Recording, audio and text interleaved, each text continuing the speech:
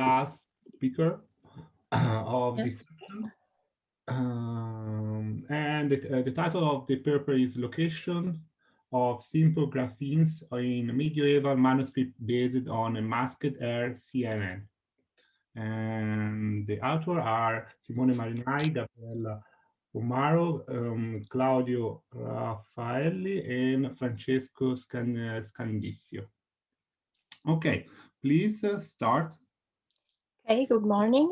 My name is Claudia and my colleague Francesco and I will be presenting the work for the realization of a system aimed at the localization of simple graphemes in medieval manuscript, which is all based on a masker CNN network. We will be seeing what is the goal, some data gathering issues that we faced while collecting the documents for building our dataset, the model based on masker CNN, as we were saying, and some analysis and results. The framework we developed has the goal of providing useful tools for paleographers for the dating of Latin Middle Ages manuscripts. In fact, while in the process of dating a document, scholars in the field of paleography, among other things, look for specific graphic clues within a manuscript. Because of the fact that graphic signs change slowly over the centuries, they represent a trace of how writing has changed. The graphemes can be then used to provide a time frame for when a document was written. However, some writing style lasted for a so long time or were so widespread they could not provide any useful information for dating. But still, there are some specific significant graphic variants whose presence or absence is critical to scholars for the dating of a manuscript. It is clear that this described process is very long and prone to human error, and an occurrence of a search sign could be missed or there could be a misreading. When manuscript consists of a large number of pages, and we're talking about hundreds of pages, it is very difficult to carefully inspect all of them and in an accurate manner. This will be an extremely time-consuming task. In fact, only a small amount of sample pages is analyzed in order to extract the already mentioned information. It is easy to see how this kind of approach can lead to incorrect dating results. This is also because copying a manuscript often took years of time. During this time frame, the amanuensis could change its writing style several times. For this reason, an automated system capable of locating certain paleographic letters within a collection of documents can be of particular use. And as a side note, the manuscript used for the training of the network are all gathered from the Codex archive built by the International Society for Study of Medieval Latin Culture, which is with the aid of other online libraries. And we selected the documents giving precedence to those originated from Tuscany. So a good share of the available documents presented excessive signs of wear, such as burns, rubs, and tears, which limited the amount of manuscript that were suitable for our task. Here we see an example of a manuscript page that presents such problematics. But that has, however, still deemed acceptable. Here we can see that there are regions with color contrast, a portion of paper with reflected light, faded strokes, and slightly crumpled paper. Moreover, online libraries of ancient documents usually expose only low-quality images to the public. In this example, we can see an image that is kind of a borderline case regarding the quality of the pages we accepted for our purposes. The grainy appearance of the letter is an element that can hinder the success of the recognition. It is clear that all these factors influence the quantity and the quality of the images available. The occurrences of the graphemes of interest have been manually labeled through the annotation program Interactive Label Me. And the output JSON collects all the polygonal segmentation, and it has been converted into the common object in context format for ease of use with our architecture. Since characters are usually drawn very close to each other, some annotation contain the grapheme of interest together with fragments of close signs. This implies that this is present some noise in some of the segmentation that is, however, very limited and acceptable. Here in the picture, the interactive Label Me interface during the process of annotation of a manuscript page. On the center, the annotated page, and on the right, the list of the labeled occurrences. As we were saying, there are some graphemes more significant than others, that allow the dating of a document depending on their presence or absence within the manuscript. Here are the selected 12 graphic variants. We observed that in the manuscript pages before and the images here that the quality of the pages is highly variable. Some graphemes are sharp, with dark strokes on a light background, facilitating operation of recognition and possible banalization, while others, such as the Zeta and the Tia Sibilata, are very grainy. Other again present little contrast between the stroke of the grapheme and the background, complicating even further the recognition. It should also be noted that in general have been collected few examples for some classes of letters, leading to a set of annotation rather unbalanced in favor of some of them. In particular, we also have introduced the grapheme Tia Sibilata, the annotation work already begun. For this reason, even though this is an interesting letter variance for the dating, since there are no sufficient examples of it in our dataset, it wasn't taken into consideration during the analysis process, but it will be better handled in our future work. We move now to talk about the network used. Our work is based upon MaskR-CNN, which is one state-of-the-art deep convolutional neural network used for object detection and image segmentation.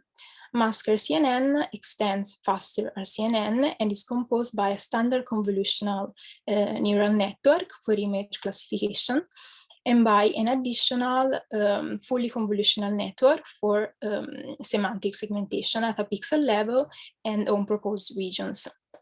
In particular, the network goes through two main stages. The first one is responsible for generating on the input image a set of proposals about the regions where there might be an object. The second stage is related to the output produced by the network and allows the classification of the proposal suggested at the previous stage. This also allows bounding boxes and mask generation.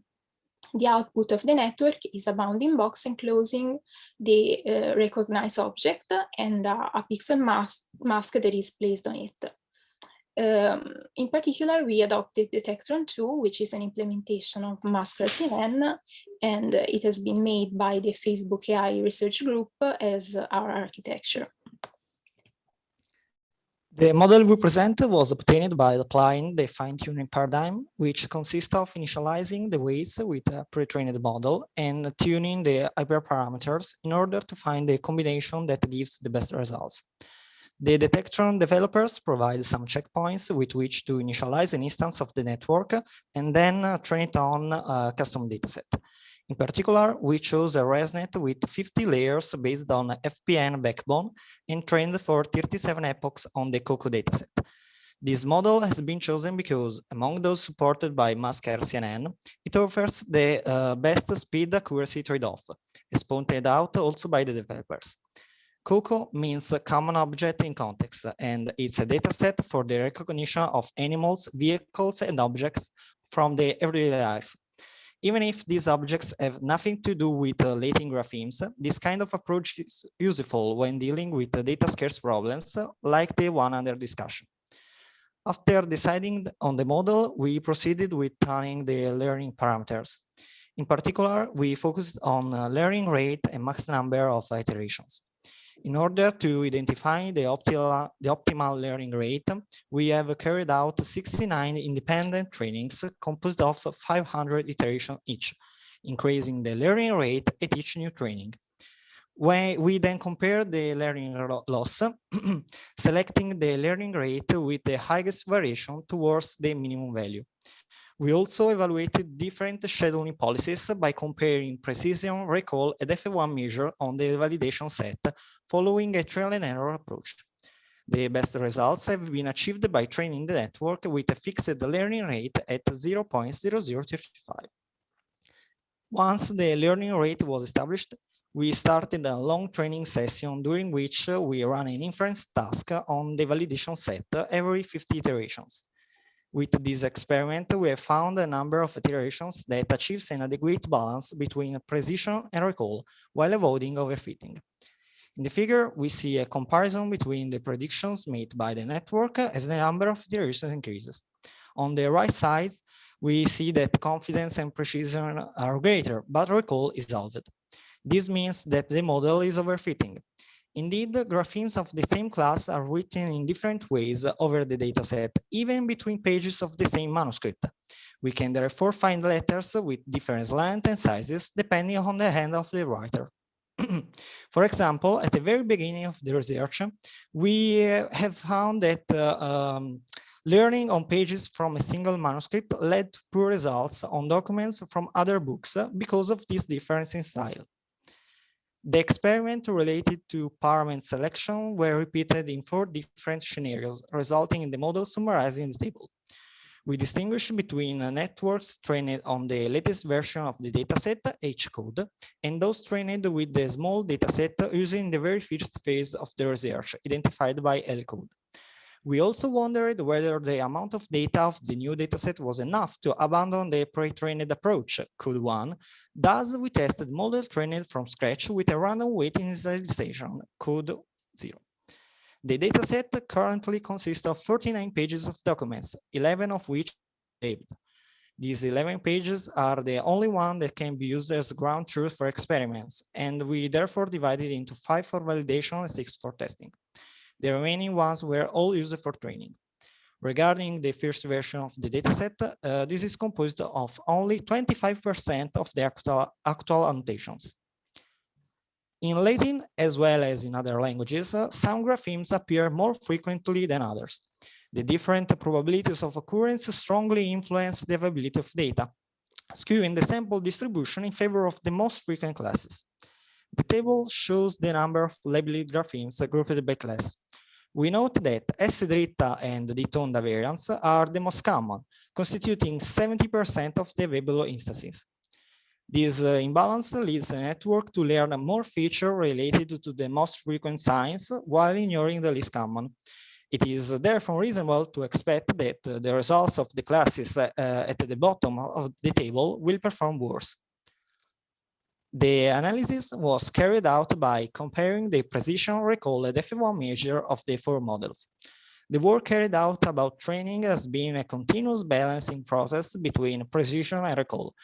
Even with the same network, by changing the lower limit of confidence on the proposals, we can increase either precision or recall. Ideally, we would like to increase both at the same time, but they usually move in the opposite direction. The results we present have a precision about 85% and a recall of around 50%. Comparing these values with the current method of searching for graphemes, that is by hand, even finding the 50% of the occurrences within an inference of few tenths of seconds provides paleographers with useful information in a short time. When comparing the models, it is evident that the networks initialized with the pre-calculated weights perform better than their from-scratch counterpart. This is in line with what we said earlier, that is, the fine-tuning paradigm is useful when training with little data. So we do not yet have enough examples to be able to proceed in a totally satisfactory way with learning from scratch. Comparing the results of all the networks, 1L and 0L models obtain the best scores, ranking first and second respectively for a F1 measure on the test set. From these values, it may seem that the models trained on the first dataset are better than those on the updated version. This will mean that the update of the dataset made things worse, but is it true? Let us go in a little more detail about this point. The table on slide 15 shows the precision and recall results for each class individually. From the comparison, we see that the network trained on the first dataset, the one on the left, has better scores, but is only able to recognize 1/3 of the graphemes of interest. This means that the network has a high score on the most frequent classes, but only because the imbalance of the examples was so strong that all the other classes were insignificant. Model H1 learned the feature of 2/3 of the classes, and this shows that updating the dataset was useful. We observe that the recognition of new classes is paired with a lower recall on the most graphemes, so this network is less specialized than the one on the left. Finally, as expected, the classes at the bottom of the table have the worst scores, and some are not even recognized. Even if the update of the dataset has moved things in the right direction, further efforts needs to be made to achieve 100% coverage and to reduce the variance in recall between classes. So to conclude, 1 minute recap. The aim was to help paleographers in dating medieval manuscripts by implementing an automatic grapheme recognition system. This work was carried out by training a mass CNN neural network. During the construction of the dataset, the problem of data scarcity emerged. This problem has been addressed using the fine-tuning paradigm. Indeed, among the model tested, the pre-trained variants gave the best results. From scratch networks are also promising, but further work needs to be done to consolidate the use of this kind of approach. Regarding the imbalance problem, it might be useful to increase the examples of the rarest classes through data augmentation technique. Finally, a graphical interface is essential to allow the model to be used by a wide audience, and we are currently working on it. In the end, we would like to thank those who supported this research. Fondazione Cassa di Risparmio di Firenze, Dinfo at University of Florence, and SISMA. Thank you for your attention, and we will be pleased to answer any question. Thanks for your presentation, for being time. Okay, are there any questions? Any questions? Yes. Hello, everyone. I'm Nicola Barbuti. I would ask, it's an interesting work, an interesting experimentation. I'm asking how paleographs can use this kind of tools. Or which kind of studies, which kind of research, and if this this kind of tools are able to train a big collection of manuscripts images. Okay, I will answer. Okay, then. Okay, yes, we are currently working on creating a graphical interface in order to allow the paleographers to look at the results of the inference of the network, and in order to see how many of certain classes of letters are found. And by doing so, I'm not a paleographer expert, but they can give a date to a manuscript by looking at this information. By comparing graphs in different types of manuscripts? By looking at how many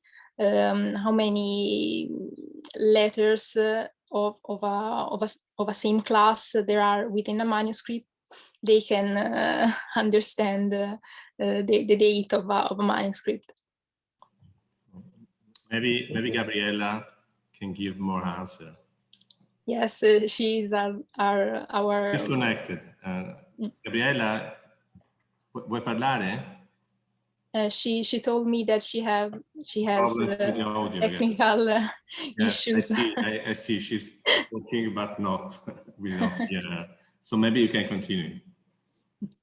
Yeah. Okay. Then. Okay, for me. Thank you. It's fine. Thank you. Thanks again. Thanks for.